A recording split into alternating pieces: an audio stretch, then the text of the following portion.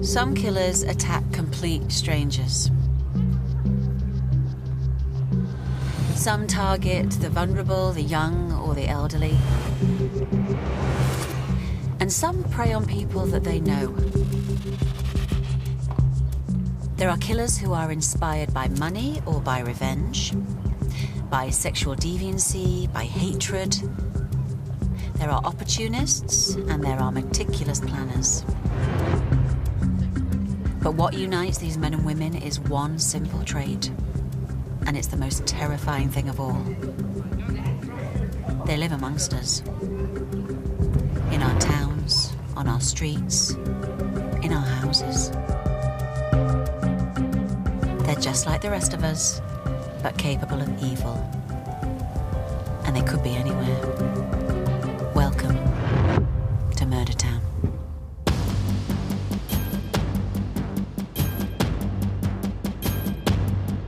Do you feel it in the air?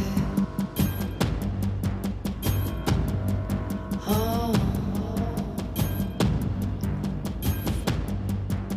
Something wicked this way comes. Something wicked this way comes. Something wicked this way comes. Something wicked this way comes.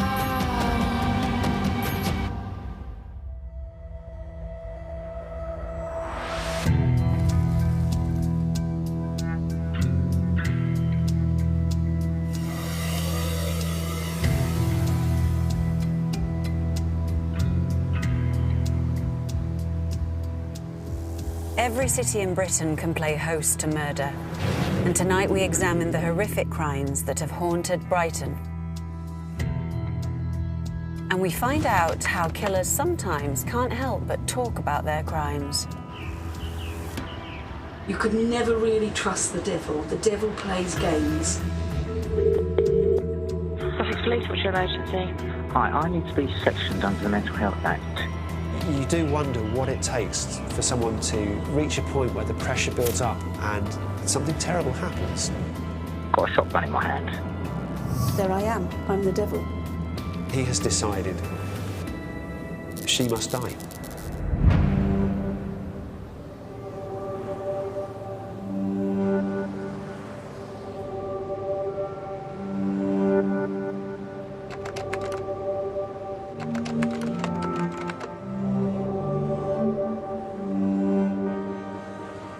I'm from here, so I know the patch. It's exciting. There's, you know, good hard news stories.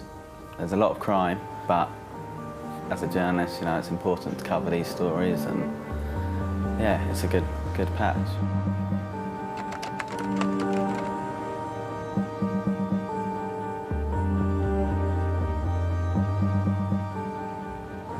I came in about midday.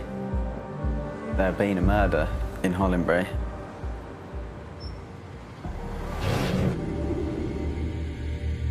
Hollandbury is a really lovely area. Last place you'd expect someone to get murdered. When forensics and scenes of crime officers, when they're there, you instantly know something major's happened. For anyone, that's a complete shock, whether you're a journalist or just a resident, part of the community. First thing we have to do is try to find out who the victim is and what's happened to, is someone a murderer on the loose? You know, we got to get that information out as soon as possible. The victim was Gillian Howell, who'd been found with multiple stab wounds in her own home. Details about her started coming out quite quickly, you know, once the police named the victim. With social media nowadays, we actually found out where she worked. So you go to them for a comment, and that's how you start understanding who the person is. Jill Howes was a very well-liked and much-loved woman. She was a payroll supervisor. She was running a department at one of the local universities, at Brighton University. In her spare time, she volunteered for the Samaritans and helped train and recruit people to listen to others' problems. She sounds an incredible woman. Brighton Hove Albion season ticket holder. One fan actually did pay a tribute to her.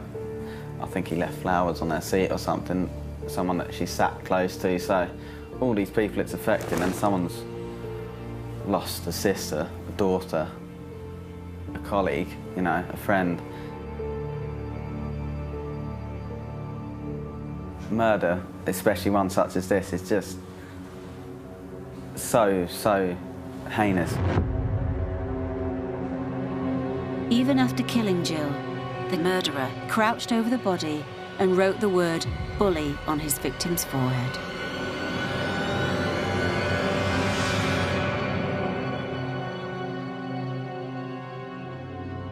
Scrawling the word bully on her forehead, leaving her to die absolutely without any dignity, is just, that for me is the most chilling part about this murder. It was just, that is absolutely horrendous. The killer had used extreme violence. The community was struggling to cope with the news. But no one quite expected what was about to come. Sussex Police, what's your emergency? Hi, I need to be sectioned under the Mental Health Act. Got a shotgun in my hand.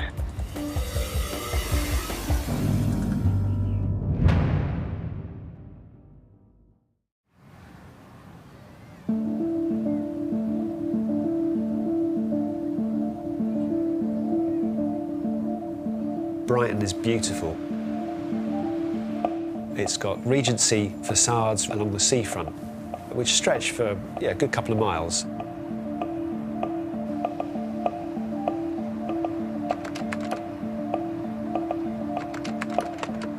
Behind that seafront facade, though, there are also some more challenging estates.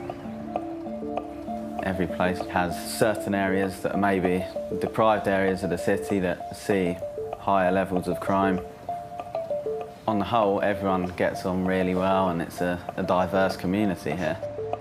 It's a real magnet for people of all sorts. If you're troubled, if you're drifting, Brighton's quite a friendly place, to be honest. It's quite an accepting place. It's very easy to come to Brighton, melt into the crowd, if you like.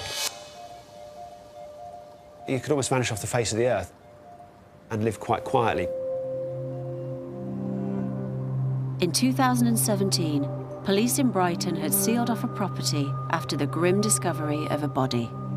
The victim was Gillian Howell, a popular local woman who had apparently been the victim of a stabbing. Now, word of the police activity was starting to spread. The fact that it's such a sort of tight-knit community around there, with schools in the area, and shops at the end of her road, and obviously people she knew in the area would have known what she was like as a person, and she sounds an incredible woman.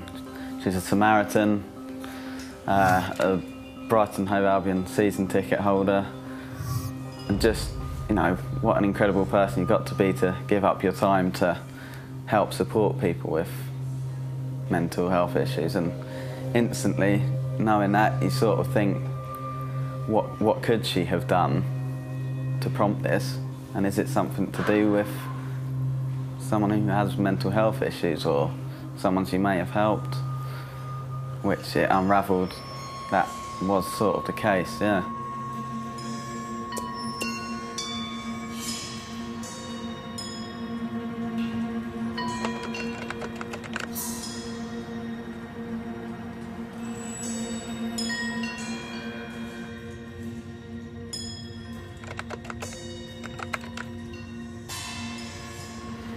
It's quite traditional for Brighton to have people like me.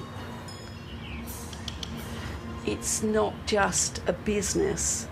You have to be very responsible, because you deal with people's problems that you would never believe, that they've never told a soul. Good or bad, I like to know about it. You can tell me absolutely everything.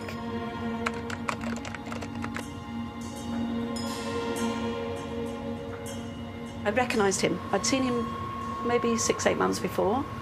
I usually do recognise my customers, so it's fine. It wasn't a problem before. he asked for a double reading, which is always an indication that it's going to be tricky, that there's a lot to deal with. The man in front of Jane was 50-year-old Star Randall Hansen. Very little was known about Star Randall Hansen by people around here. He went to a spiritualist church, and he, again, I don't know whether, you know, many people go to churches and to organisations like that for very many different reasons, but my suspicion is that not having many friends, you know, and having been befriended might be one of the reasons that he went, and having a small circle of friends. There was no support. You know, he didn't really have the support mechanism that those of us who have families can rely on. And yeah, what brought him here, I still don't know. But I think if you're troubled, if you're drifting, Brighton's quite a friendly place, to be honest. It's quite an accepting place. You know, there's a tolerance.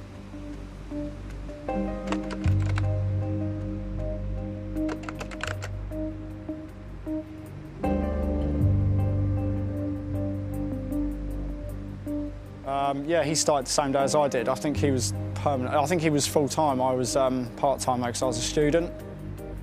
He didn't really speak about himself at all. It was quite mysterious in that sense. He didn't really speak about his personal life or anything. I remember once he had a row with one of the managers, and he was a bit standoffish with her. He was quite a silent, aggressive person when he wanted to be. I'd be wary around him. Star Randall Hansen is a fairly physically imposing man. And you, again, if you're rubbing along with somebody, probably that doesn't matter. If you end up with conflict with somebody like that, you're all of a sudden faced with, actually, someone who is incredibly imposing and threatening for you. Now he was apparently keen to discover what his future had in store. Though Jane sensed there was more to Star's visit. Star was not mentally ill. I think he was vulnerable. But also no angel, under any way. This is not an angel. So I start the reading. I shuffled the cards and I gave them to him, and he shuffled the cards, which is the usual procedure. I spread the cards and he took 10 cards. So the cards are put to one side and I started putting the cards out. This is called the falling tower, the blasted tower. Because the actual roof comes off the house, it's a serious argument. It's not just your little arguments. This is a huge fallout. And you can see two people falling out of different sides of the house, the ceiling being, the roof being blown off, and all the debris falling down. And so what the card means is that it's a huge loss of stability, ending of friendships, and a really complete and sudden change in that situation. Star Randall Hansen wasn't really rooted in the community, didn't really know that many people, and he was staying with someone who'd become friends with, called Derek Marney. I don't know the exact nature of the relationship between Derek Marney and Star Randall Hansen, and I'm not sure if anybody does really, but they moved in spiritualist circles, if you like. They were both involved with the spiritualist church, and my suspicion is that Derek Marney showed kindness to Star Randall Hansen. You know, he helped him out. He was a place to, you know, he had a place to stay sometimes. They obviously got along together for quite some time. They were friends for you know, many months. But however good their friendship was, it turned very bad.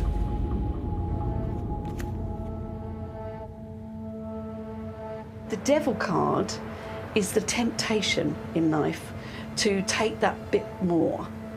You could never really trust the devil. The devil plays games. And what the devil does is it plays against two people as well. When he saw the devil card, I said to him, you know, this is the devil card, and you know, and he said, and he cried.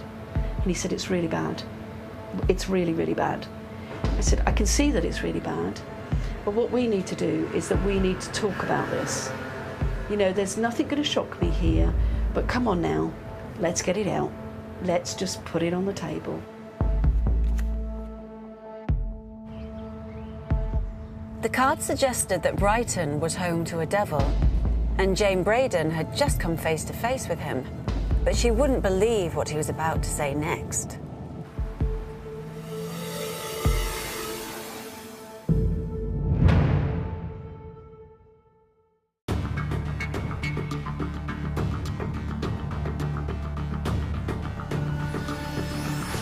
In 2015, tarot card reader Jane Braden had been giving a reading to one of her regular clients.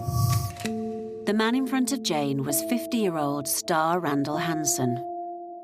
But when she turned over the devil card, he began to weep, and before long, Jane would be hearing his full story.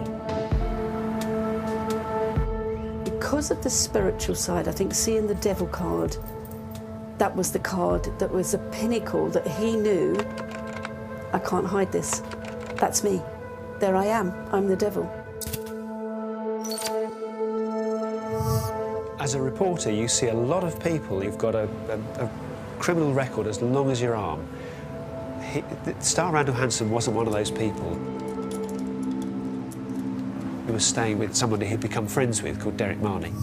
That relationship fell apart very, very quickly.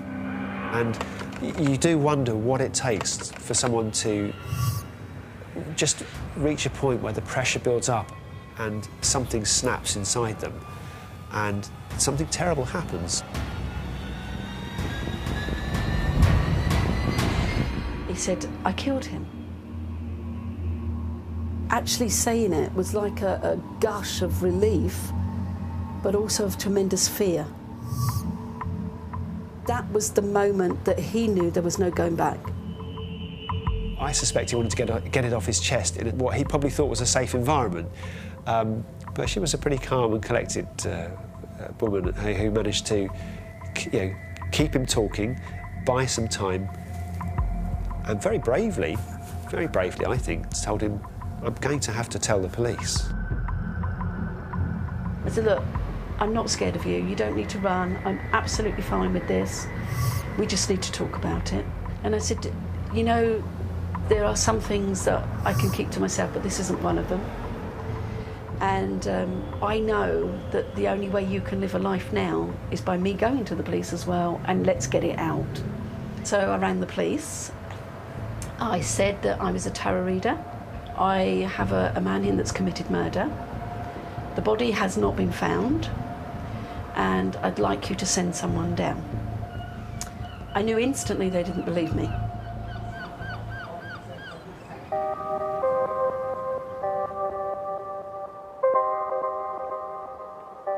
Star Randall Hansen had made an emotional confession of murder to a tarot card reader, and now police were set to find out if his claims were true.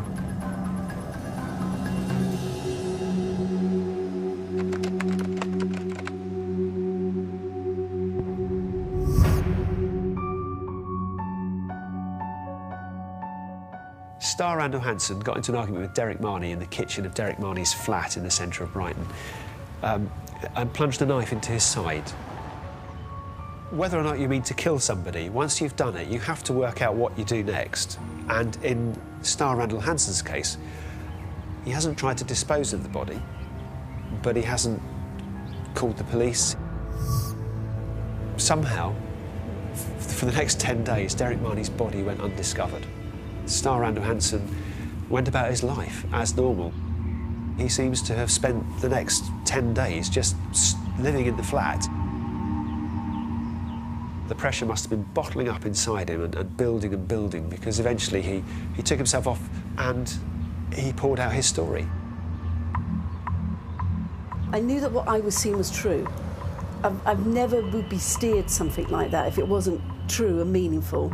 And that's why I had no problem telling the police that there'd been a murder and that the man inside my shop had committed that. No doubts whatsoever, not in any way, shape or form. The first thing I'm sure the police will have done is A, establish the body's dead, that wouldn't have been hard. B, try to find out how that person died. And obviously you get a post-mortem examination by a forensic pathologist to do that. And then it's trying to work out who killed him. Well, you've got someone who's confessed. What have they been up to in that time and why? And I think to me, it says a lot about the sort of Star Randall Hansen that we don't know. We've never really got to the bottom of, other than there was a falling out, it seems, in the spur of the moment. This very big guy killed his older, smaller friend. You often hear people when they've, killed somebody trying to claim, I wasn't in my right mind. It wasn't murder, it was manslaughter on the ground of diminished responsibility, that kind of thing. And you do wonder whether anyone would kill anybody in their right mind. And I guess it's a question of degree then, how much motivation, how much premeditation was there, and how much remorse have you shown in terms of, did you try to get medical help for that person before their life ebbed away? He could have saved Derek. He was first aid trained, he could have stemmed that, he could have saved it. But he didn't. He actually chose a bigger knife to do more damage, and he actually went through every organ up the man's back as the man turned, as Derek turned. So he had the opportunity to stop. You can say, okay, a moment of madness, but there was an instigation that he actually changed the knife he was using to do more damage. And so then you have to look at it and think, actually, this is tricky. His friend died without help, without medical assistance, and was just left there for the next 10 days while this guy carried on his life. Despite having a confession and recovering the victim's body, Sussex police still needed to build a complete case against Star Randall Hansen. It's very easy when you've got an open and shut case, I think, for a detective to be complacent. In this case, you've got someone admitting the killing, but not pleading to murder. And there is still, I think, a desire to get justice for a victim. But I think one of the things we have seen in this case was a determination, even with the great information they had on one level, the confession, the body, the forensic information, they did make sure that they did justice to Derek Marney, I think. Star Randall Hansen was sentenced to life with a minimum term of 18 years. Life doesn't mean life for most people convicted of murder or killing somebody else. Given his age, he'll be in his mid-late 60s at least before he's considered eligible for parole.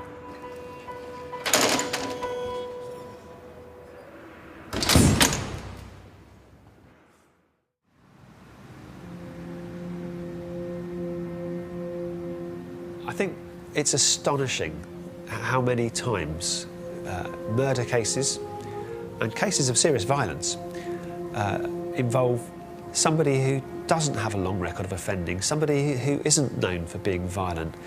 And for one reason or another, the pressure has built up, sometimes over a long period of time, sometimes very quickly, and you've seen some kind of outburst or eruption. And in that instant, a life is lost.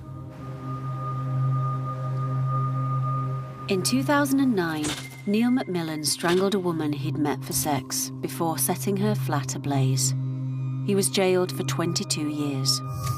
And in 2010, 21-year-old Sean Iran took advantage of a drug user, badly beating him before setting his body alight and dumping it on a golf course. But in 2017, Brighton once again noticed police activity after the grim discovery of a body. The victim was Gillian Howe, a popular local woman who had apparently been the victim of a stabbing.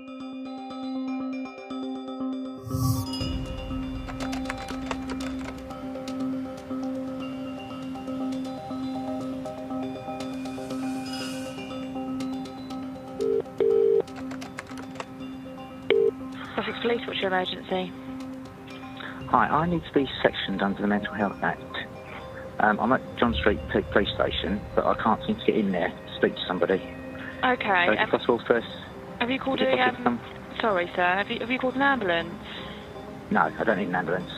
If you need to be sectioned, then that's the best people to be with is the ambulance. Well, I've got a shotgun in my hand, so it's probably not the best idea. It's not loaded, and it's covered, and it's safe. But I tried to commit suicide, and I want to hand it in. Okay, no, that's fine. You didn't say that. That's the place to be then, isn't it, the police station? What's your name, please? David Browning.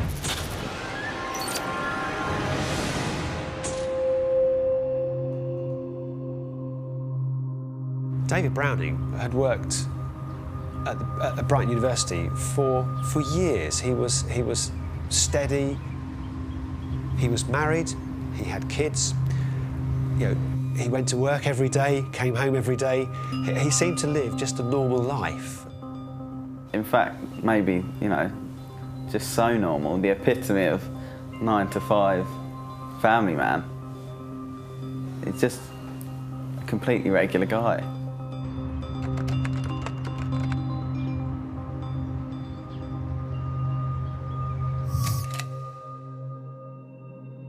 When Jill House started working in his department, I get the impression that they clashed a little to start with, or that he didn't, you know, perhaps it's the shock of the new, but he wasn't, you know, perhaps as welcoming as he might have been. My suspicion is she dealt with that fairly quickly and kindly. But behind the scenes, David was struggling with the death of his father. He lost his father and fell into a depression, it seems. Loss is a part of life, isn't it? And people deal with things in different ways, but this completely destroyed him. And that sort of spiralled him into depression. He turned to Jill House for help and support. She became a shoulder to cry on. She became someone he turned to, and as a good, kind, caring, compassionate person, she listened, was supportive, both as a boss, but also, I think, probably as a friend too. She was obviously a good listener, and she took time out, even outside work, to basically comfort him and help him through his grief.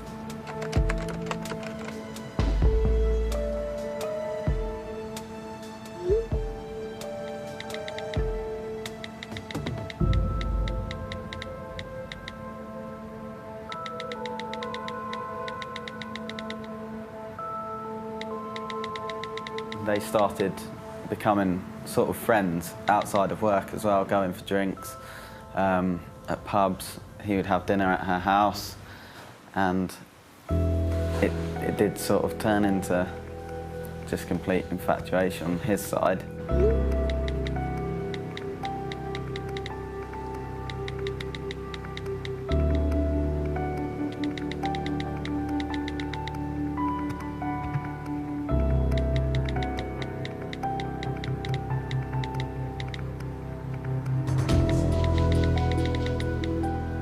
Somehow, over that period, those feelings grew and became focused in an unhealthy way. He seems to have wanted more from what I'll call that relationship, you know, that relationship of boss and member of staff.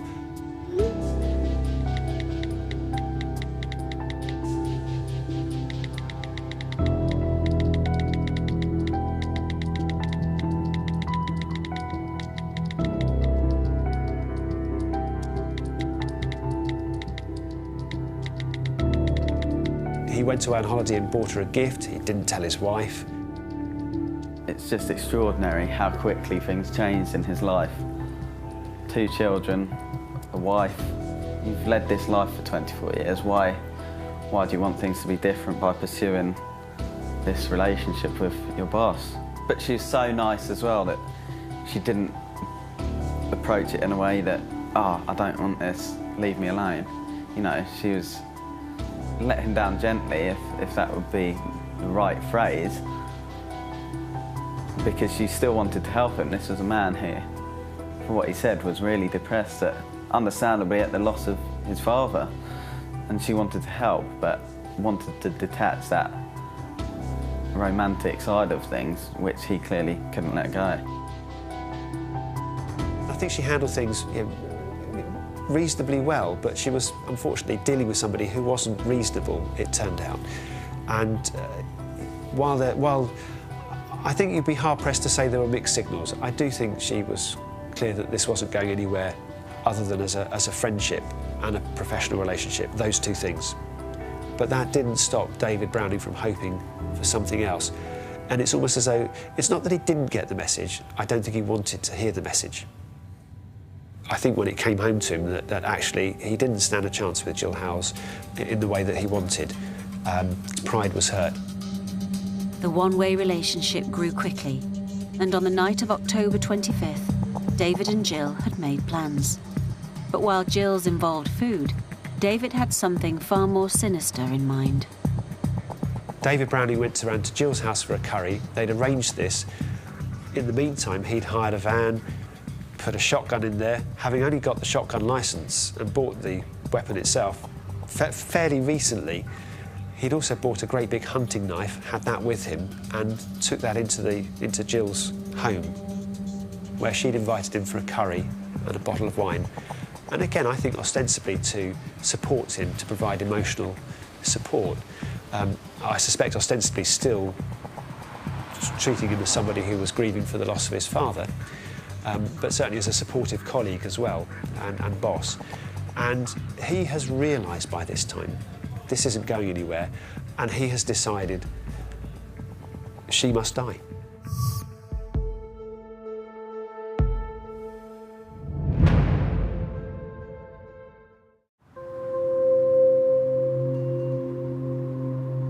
In 2017, police in Brighton had sealed off a property after the grim discovery of a body. The victim was Gillian Howes, a popular local woman who had apparently been the victim of a stabbing. In the months before her death, Gillian had grown closer to a work colleague. The man was David Browning, a regular 9-to-5 guy who had recently been struggling with the death of his father. And on the night of October 25th, David and Jill had made plans. But while Jill's involved food, David had something far more sinister in mind. David Browning said that after dinner, he'd spoken with Jill Howes and that it had come across, that he needed help, and so she was going to take him to hospital to seek help for his mental health. What happened next was appalling. As she bent down to tie up her shoes so that she could drive him to hospital to get help for him, he plunged a knife into the back of her neck, into the sort of shoulder, back of her neck, and then stabbed her several more times, I think 15 times in total, in the neck, chest, stomach. And she desperately tried to fight him off. She bravely tried to she had what are called defensive wounds in her hands as she was trying to keep him at bay. After Jill Howes has died, he spent the next few hours in her home. He put a picture on Facebook, something along the lines of, you have to stand up to bullies, they must die, with a lance going through somebody. He scrawled the word bully on her forehead, and I don't think anybody would suggest that she was a bully. It's really mind-boggling that someone could do something like this.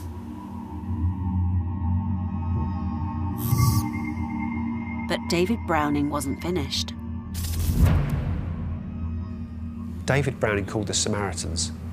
He knew, I'm sure he knew, Jill Howes was a Samaritan. And again, I don't know whether this is a kind of gloating behaviour or a kind of, it just seems very odd and very bizarre. I think they told him to, contact the police. And then it went from there, really. He tried to hand himself in at the John Street police station in Brighton.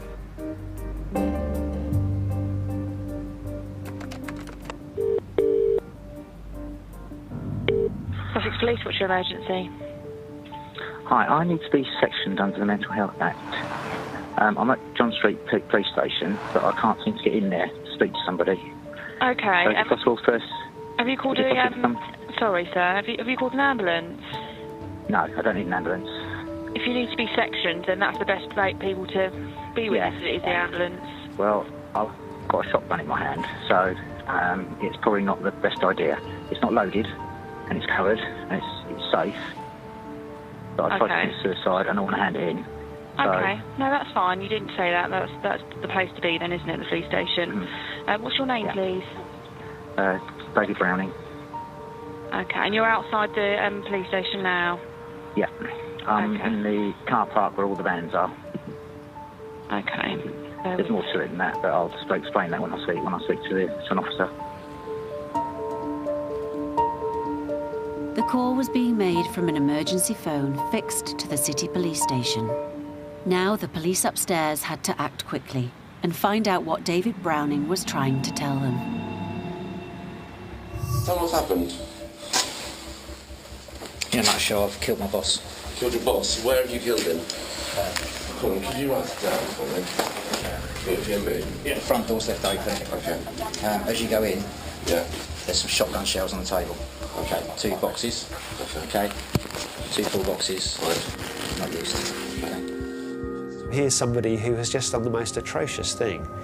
And yet at the same time, he's almost quite orderly and sort of like rational and kind of like, you know, methodical. Almost as if a switch has gone again and it's back to, you know, Mr. Payroll Clerk. Front door's left open. Okay. As you go in, yeah, there's some shotgun shells on the table. Okay. 2 boxes. Okay. 2 full boxes. Right. He tells them where Jill's home is, that he's left the door on the latch, that there's a van, a rental van parked in the street. No worry about what might happen to him because he's done this. Just no tears. He's not upset. He's taken a close friend of his from himself. You know, you think, are you upset? Maybe he's still angry. But nothing. David, based on what you've told us, okay, the time is now 6:20 a.m. I'm arresting you on suspicion of murder. Okay, you didn't have to say anything, but it may harm in defence if you do not mention one question, something which you later on in court. Anything you do say may be given evidence.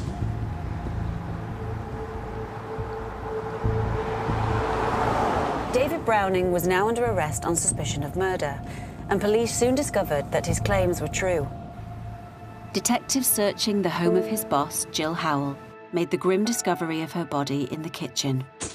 She had been stabbed several times, apparently over dinner. They had a confession that David was her killer, but they needed to understand why. Once again, close attention would be paid to a killer's mental health. People accused of murder sometimes say they killed the victim, but they were mentally unwell. Their plea is it was manslaughter on the ground of diminished responsibility. David Browning's plea was that he was one of those people. I didn't believe it. It was premeditated. He'd had thoughts of killing her 2 weeks before and decided this was going to be the night that he wanted to do it. And he actually said that he was going to kill himself afterwards as well. Had a shotgun, hired that out days before it happened, had it in the back of a van that he hired out, and he's going to shoot himself in the back of the van. But in the end, he didn't want to do that, but he killed Jill instead. I didn't believe that he was out of his mind in terms of the way he'd acted, with quite a degree of planning, to be honest. And so I didn't buy it, no. And you kind of hope that a jury will see through somebody who has behaved in that way and is trying to effectively get a better outcome for themselves, having behaved in an appalling way.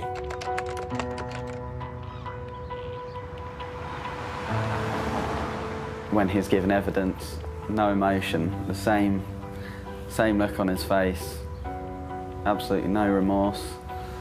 I think when it came out that he'd scrawled bully on her forehead, one of the jurors actually cried at the detail that had been revealed. That would sum up the atmosphere. Just, this is so emotional because of who Jill was. She was a Samaritan, couldn't do a bad thing, so I think the jurors understood that as well.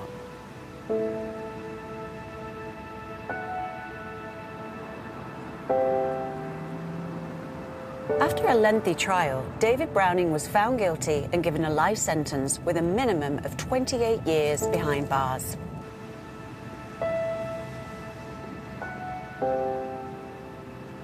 David Browning is obviously evil enough to have killed somebody and to taken the life of somebody who actually cared for him and was kind to him. He's not a serial killer. He's not in the top rank of sort of gruesome, evil murderers by any means. If anything, he's anonymous, bland, and cruel. Jill Howes lost her life, really, because she was such a kind person and was giving her time and help to somebody who had turned to her in a time when he was down. I can't begin to imagine the grief of Jill's family at losing somebody who they knew how kind and lovely she was, but I hope what they will have seen from the response after her death was just how many people spoke up about what an amazing, caring and kind woman that she was. I just hope they can take some small comfort from that.